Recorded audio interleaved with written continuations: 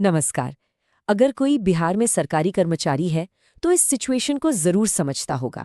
मतलब अपनी नौकरी तो चली रही है, लेकिन साथ ही साथ एक बेहतर ऊंचे पद के लिए कॉम्पिटिटिव एग्जाम्स की तैयारी भी चल रही है। ये आप कह सकते हैं आगे बढ़ने का एक आजमाया हुआ तरीका रहा है। पर अब वो रास्ता अचानक से बदल गया है।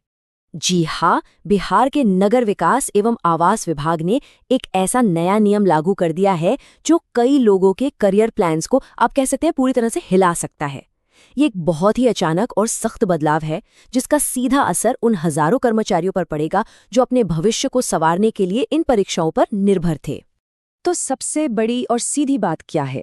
वो ये है कि नौकरी में रहते हुए दूसरी सरकारी नौकरी के लिए अप्लाई करने का जो पुराना तरीका था वो अब खत्म हो गया है। सरकार ने इस पर कह सकते हैं कि पूरी तरह से रोक लगा दी है। देखिए, ये स्लाइड सब कुछ साफ कर देती है। पहले क्या था? एक तरह का सेफ्टी नेट था। कर्मचारी अपनी नौकरी करते हुए, सैलरी लेते हुए बेहतर मौकों की तैयारी कर सकते थे। लेकिन अब वो सेफ्टी नेट हटा दिया गया है। अगर किसी ऊंचे पद के लिए परीक्षा देनी है तो इसका मतलब है कि पहले अपनी मौजूदा पक्की नौकरी को छोड़ना होगा। सोचिए, ये कितना बड़ा रिस्क है। अच्छा, तो सवाल अब ये उठता है कि आखिर सरकार ने इतना कड़ा फैसला लिया क्यों? अचानक से ऐसा क्या हो गया? चलिए, अब सरकार इसके पीछे क्या वजह बता रही है, उसे समझते हैं।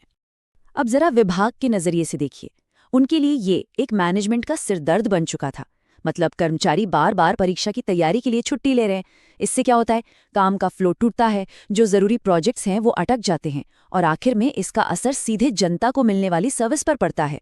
उनका तर्क ये है कि टैक्स पेयर्स का पैसा उन कर्मचारियों को सैलरी देने के लिए तो नहीं है ना, जो अपनी अगली नौकरी की तैयारी में लगे हैं। और ये सिर्फ कोई हवाई बात नहीं है। राजीव रंजन तिवारी की तरफ से जो आदेश जारी हुआ है उसमें ये बात साफ साफ लिखी है। मैसेज एकदम क्लियर है। सरकारी नौकरी को अगली नौकरी के लिए एक लॉन्च पैड की तरह इस्तेमाल नहीं किया जाना चाहिए। ये पूरे सिस्टम को नुकसान पहुंचाता है। तो क्या इसका मतलब ये है कि अब आगे बढ़ने के सारे दरवाजे बंद हो गए? क्या इस सख्त नियम में किसी भी तरह की कोई रियायत, कोई छूट नहीं है? हाँ, एक छोटी सी उम्मीद की किरण है, पर ये बहुत ही छोटी है। पूरी सर्विस के दौरान एक कर्मचारी को दूसरी प्रतियोगी परीक्षा में बैठने का सिर्फ एक मौका मिलेगा। जी हाँ, सिर्फ एक। इसे बहुत सोच समझकर इस्तेमाल करना होगा। लेकिन रुकिए, इस एक मौके को इस्तेमाल करना भी कोई आसान काम नहीं है।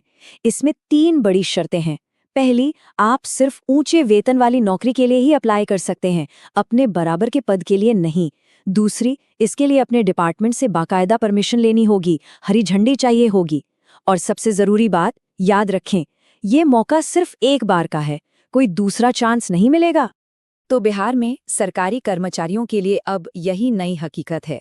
वो जो पुराना रास्ता था, एक सुरक्षित नौकरी में रहते हुए धीरे धीरे सीढ़ी चढ़ने का, वो अब बंद हो चुका है। समझ लीजिए कि उस दरवाजे पर ताला लग गया है।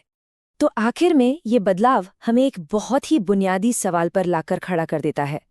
क्या ये पॉलिसी कर्मचारियों को अपनी मौजूदा नौकरी के प्रति ज्यादा कमिटेड बनाने का एक तरीका है, या फिर ये उन्हें एक ऐसे मुश्किल चौराहे पर खड़ा कर देती है जहां एक तरफ नौकरी की सुरक्षा है और दूसरी तरफ एक बेहतर भविष्य के लिए एक बहुत बड़ा जुआ?